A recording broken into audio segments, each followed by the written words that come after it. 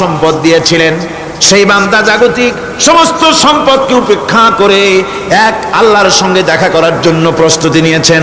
কথার অর্থ কেউ কিছু বুঝতো না। হযরত আবু বকর রাদিয়াল্লাহু তাআলা আনহু কাঁদতে কাঁদতে বেখতার হয়ে যাচ্ছেন, কাঁদতে কাঁদতে পাগলের মতো হয়ে যাচ্ছেন।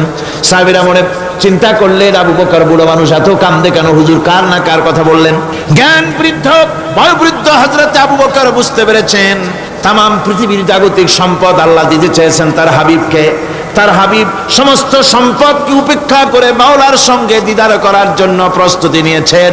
তার মানে হলো অনতি বিলম্বে আমরা সাহাবীরা রাসূলের থেকে জনমের মতো এতিম হয়ে যাব। হুজুর বললেন, আজ থেকে মসজিদে নববীর সমস্ত দরজাগুলি বন্ধ হয়ে যাবে, শুধু আবু বকরের দরজাটা খোলা থাকবে। হযরত আবু বকরের কে দায়িত্ব দিয়ে রাসূল পাক হুজরা শরীফে চলে গেলেন। পরবর্তী নামাজের রক্তে এশার রক্ত হয়ে গিয়েছে। সাহাবীরা অনেকক্ষণ অপেক্ষা করে হযরতে আবু বকর রাদিয়াল্লাহু তাআলা আনহুকে ইমামতির জায়গায় দিয়ে দিলেন। তিনি নামাজ শুরু করলেন, পিছনে সাহাবারা কান্দা শুরু করে দিলেন। তাদের মনের ধারণা হলো আল্লাহর নবীর পিছনে নামাজ পড়া জীবনে আমাদের আর কিসমতে হবে না। সাহাবীরা